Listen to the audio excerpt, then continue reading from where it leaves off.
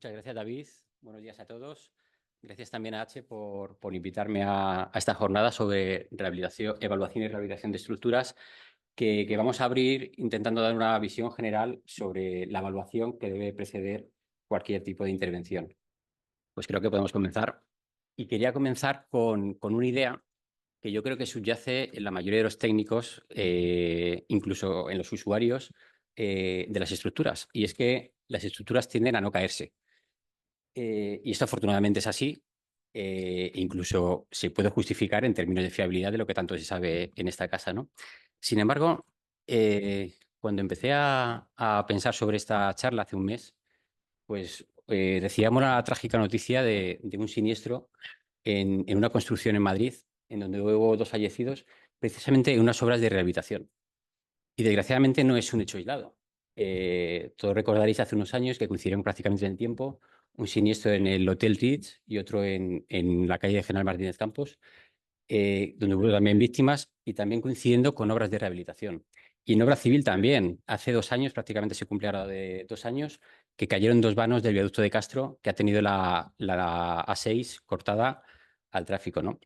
Entonces, quizás deberíamos completar esta idea con que efectivamente las estructuras tienden a no caerse, salvo en rehabilitación.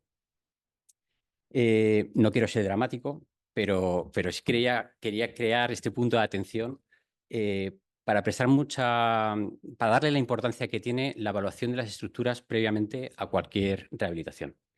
Dicho esto, en la presentación voy a comentar algunos aspectos que diferencian la evaluación del diseño con el que quizás estamos más acostumbrados, para dar a continuación unas pinceladas sobre cuál es el abrigo normativo que tenemos en la actualidad.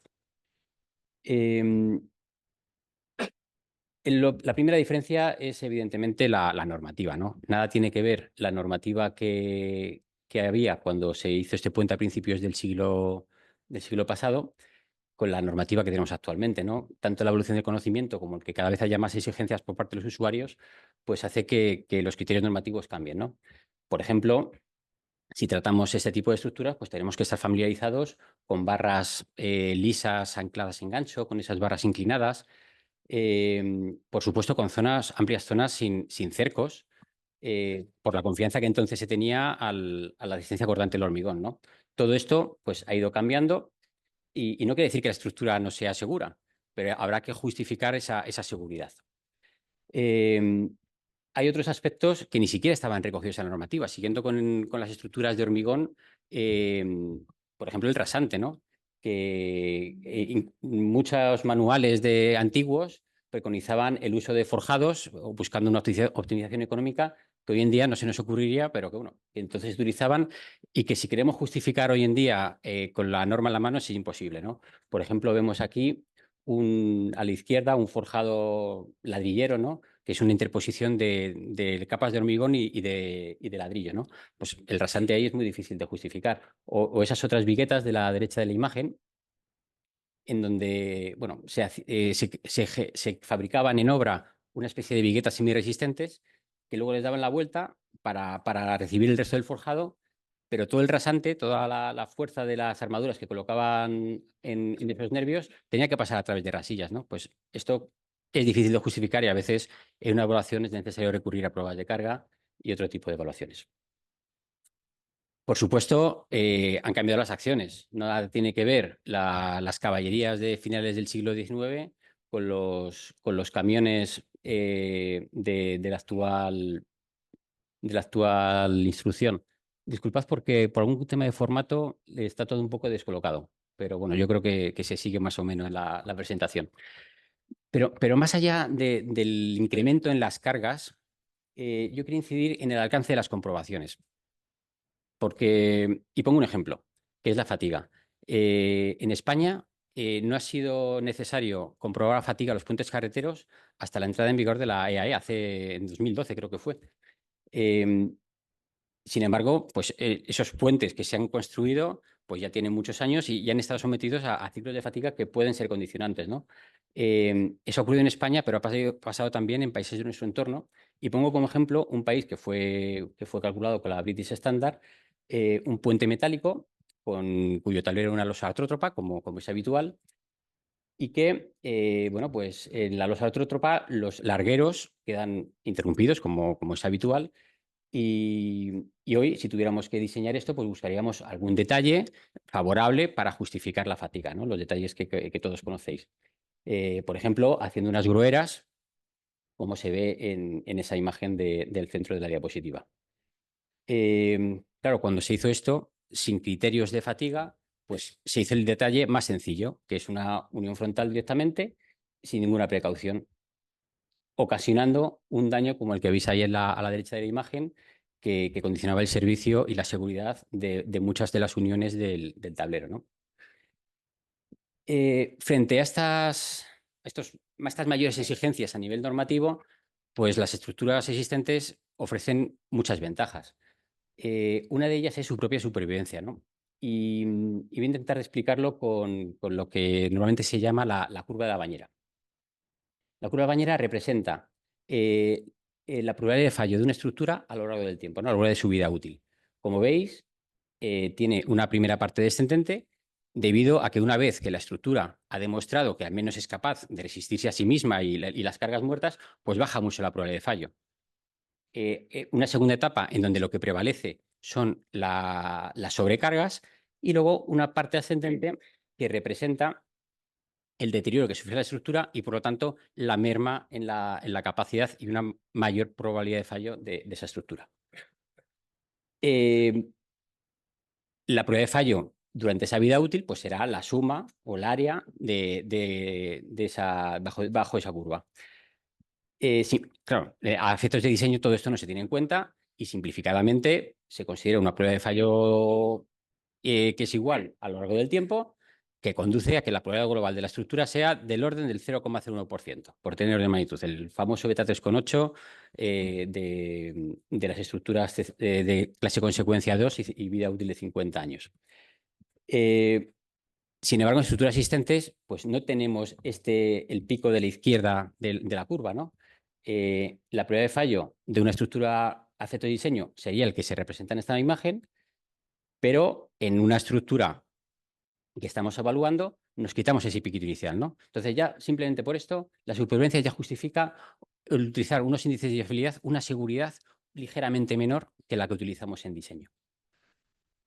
Esto, claro, el cuánto podemos reducir esa seguridad, pues depende de muchas cosas, ¿no? Uno de los factores es la incidencia de la sobrecarga, ¿no? Cuanto mayor sea esa incidencia, pues más podremos aumentar esa seguridad. En el límite nos encontraríamos las estructuras de fábrica o algunas estructuras de fábrica donde prácticamente solo se tienen que aguantar a sí mismas, ¿no? En lo que, bueno, en algunos libros recogen el término de los 5 minutos, ¿no? Si la catedral aguanta 5 minutos, aguantará 5 siglos, que es esquemáticamente es lo que se representa en esta imagen.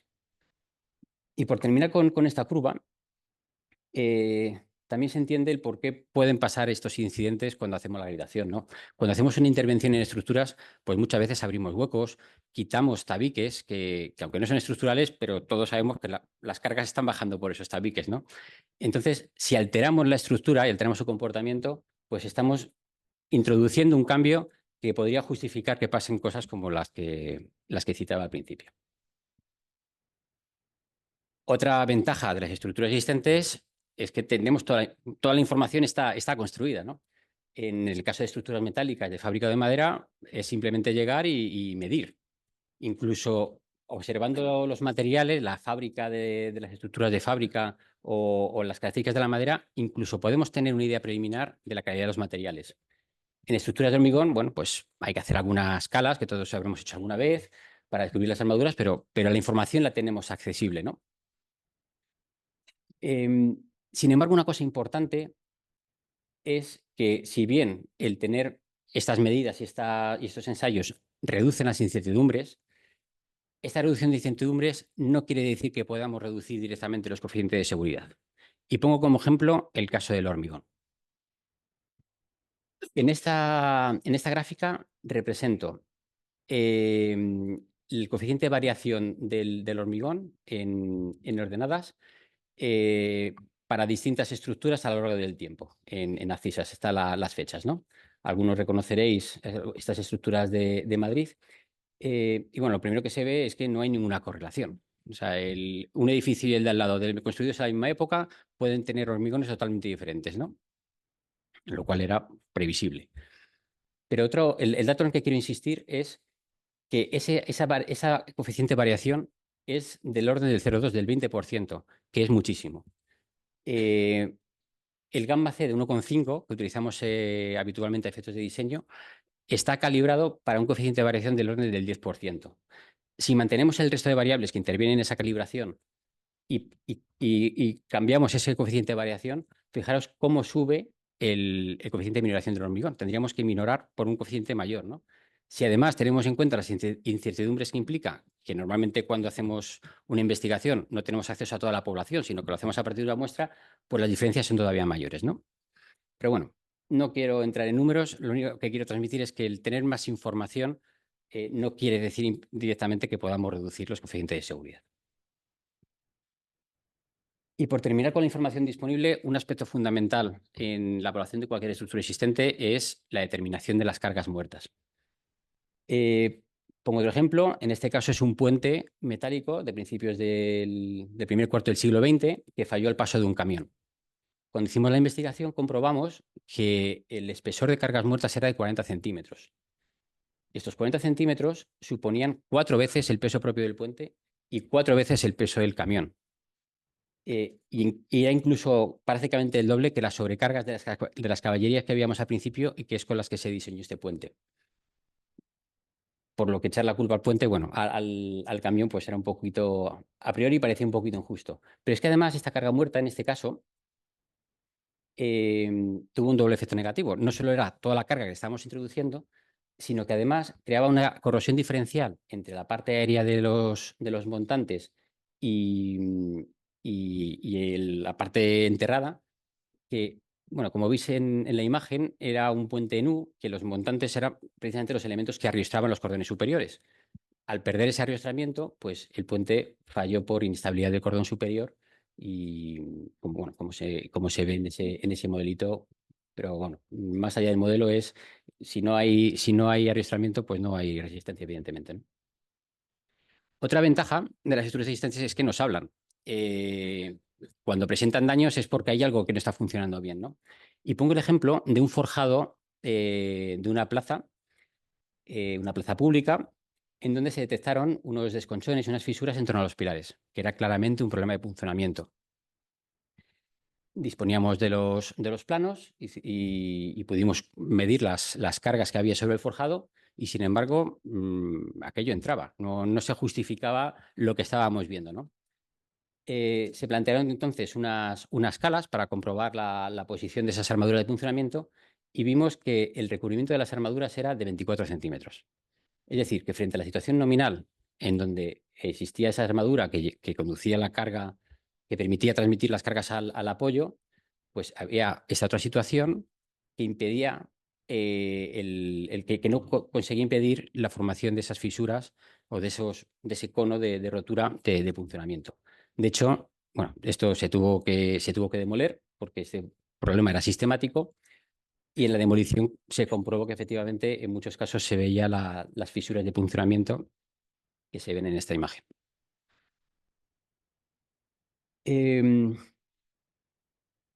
Otro aspecto diferenciador entre la evaluación y el diseño es que mientras que en diseño normalmente no diferenciamos entre las consecuencias de un fallo de una vigueta, de una viga, en el caso de evaluación pues podemos hacer un análisis mucho más específico y utilizar un beta específico en función del elemento que vamos a comprobar. Es evidente que no tiene la misma importancia el fallo de un tirante del puente de Génova, cuya trascendencia es, bueno, todos lo conocéis, que el fallo de una vigueta de forjado, que, bueno, pues aquí en este caso falló por la zona de los apoyos y, bueno, el que estaba en la cama pues se vio un susto, pero no tiene nada que ver la trascendencia, ¿no?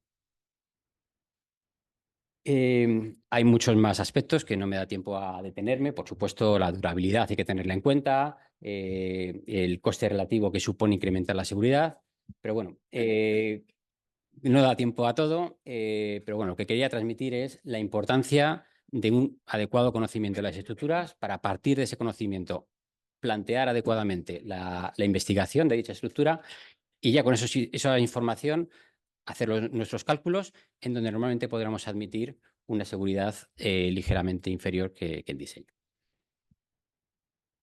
Bueno, establecidas estas diferencias, vamos a dar unas pinceladas muy rápidas sobre el desarrollo normativo y en particular sobre lo que dice el código estructural y la segunda generación de eurocódigos.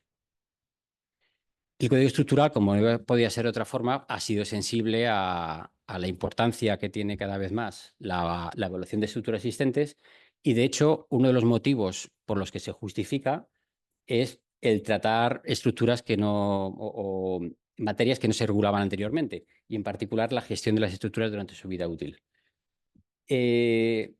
Si echáis un vistazo al articulado, lo cual es un ejercicio ya de mucha paciencia, encontraréis varios artículos dedicados a la gestión de estructuras existentes. En el artículo 25 hay unos criterios generales y luego en distintos artículos, en las partes ya específicas de cada material, pues igualmente se dedican, se resaltan algunas particularidades de la evaluación de estructuras existentes para cada material. No da tiempo, evidentemente, a detenernos en todo ello.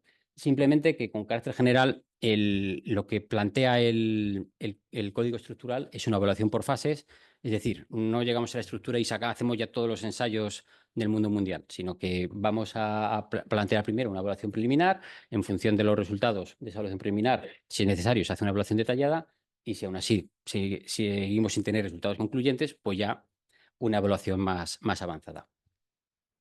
Lo que quizás me parece más interesante es en la forma en que plasma a nivel de propuesta de cálculo o propuesta de análisis el propio código estructural, ¿no? Y recoge una tabla en la que diferencia 4 niveles de análisis. Un primer nivel sería recalcular la estructura existente sin hacer ningún tipo de investigación. Simplemente, a partir de los datos de proyecto que se supone que para esta evaluación sí los tenemos, por ejemplo, que tengamos un hormigón de 25 megapascales según proyecto, pues lo evaluamos igual que si fuera un diseño. Es decir, minoraríamos ese hormigón por el gamma C 1,5 y eso sí, tendríamos que tener en cuenta los cambios en las acciones que haya podido existir o alguna merma en la capacidad que se hubiera podido detectar. Si los resultados de esta evaluación, de este primer análisis, no fueran concluyentes, se pasa a un segundo análisis en donde seguimos sin tocar la estructura, pero sí que tocamos la seguridad y permite, aunque no concreta, el disminuir el índice de fiabilidad y con ello calibrar en consecuencia los coeficientes de minoración. Siguiendo el ejemplo del hormigón, si bajamos el índice de fiabilidad de 3,8 a 3,1, trabajaríamos con un gamma C de 1,34. Si seguimos sin tener resultados concluyentes, ya sacamos testigos, por seguir con el ejemplo del hormigón. En el caso que pongo en la diapositiva, tenemos un hormigón de 26 megapascales de resistencia media y una dispersión del 23%, que encaja con lo que veíamos antes. Teniendo en cuenta eso, pues fijaros que lógicamente el gamma C es mayor que en el nivel 2 de análisis, ¿no? Entonces las cosas van a salir un poquito peor. Si con esto ya es concluyente, pues fenomenal. ¿Que no es concluyente? Pues ya un análisis mucho más sofisticado, que es la comprobación probabilista para la que normalmente pues hace falta mucha información que no es viable económicamente, pero que en determinadas situaciones pues sí puede ser interesante hacerla, ¿no? El problema que tiene todo esto es que conceptualmente está muy bien, pero el código estructural no concreta con qué índices de fiabilidad podemos jugar, ¿no? Y según el propio código estructural, pues no hay consenso de dónde fijar la seguridad.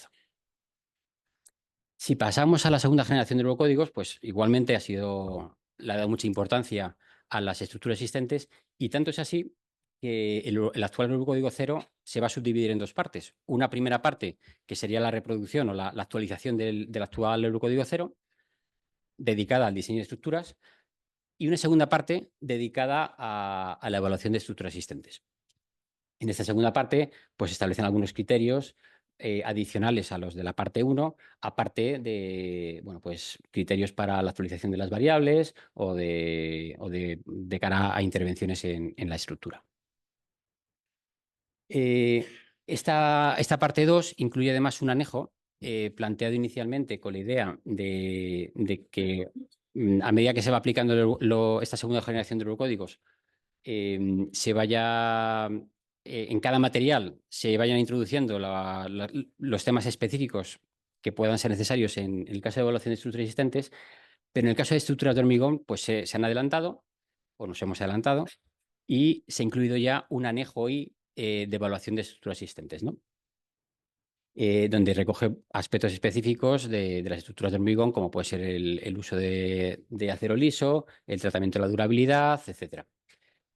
Además, el Eurocódigo 2 recoge un anejo A que es fundamental para estas evaluaciones que estamos comentando, porque incluye valores que se pueden utilizar en los modelos semiprobabilistas para la calibración de los coeficientes de seguridad. En resumen, esta segunda generación de Eurocódigos establece los principios para la evaluación en caso de intervención, aunque es verdad que no tiene demasiadas reglas prácticas. Sigue manteniendo las herramientas de fiabilidad que ya existen en el actual Eurocódigo, sin demasiados valores, aunque en el caso del Eurocódigo 2, como decía, para el caso de hormigón sí que tenemos más información con la que se puede alimentar los modelos. Y este es Eurocódigo 2, en este Eurocódigo 0, en la parte 2, en principio tendrá un background que vendrá con ejemplos, pero de momento no he tenido la oportunidad de consultarlo. Y bueno, antes de concluir, unas conclusiones. Lo primero, que para evaluar una estructura existente tenemos que tener clarísimo cómo es la estructura. Tenemos que entender la estructura. Una vez que la entendemos, identificaremos los puntos débiles y a partir de ahí ya podremos plantear la investigación. Con los resultados de esta investigación podremos calcular, teniendo en cuenta la seguridad que creamos adecuada, las incertidumbres, etcétera. De estos puntos destacaría la importancia del conocimiento, pero no conocimiento solo de los conceptos estructurales, sino conocimiento de cómo hacían las cosas, ¿no? de respeto a los que nos precedieron, el entender por qué colocar las armaduras inclinadas. Ese tipo de cosas son fundamentales en una evaluación. Otro aspecto que quería destacar es que cada vez hay más bibliografía a efectos de llevar a cabo este tipo de evaluaciones, pero en general están centradas más en la parte de cálculo, de calibración. Sin embargo, hay muy pocos criterios a efectos de plantear esa investigación. Y aquí sigue siendo fundamental la experiencia de los técnicos que acometan esa investigación. Y por último, cada vez las normas van recogiendo todo esto un poquito más, pero sigue habiendo poco abrigo normativo, ¿no? Como decía Javier León hace unos años, la evaluación de estructuras existentes sigue siendo una tarea de valientes. Y nada más, espero que esta presentación motive un poquito para seguir interviniendo en estructuras existentes y a disfrutar del resto de la jornada. Muchas gracias.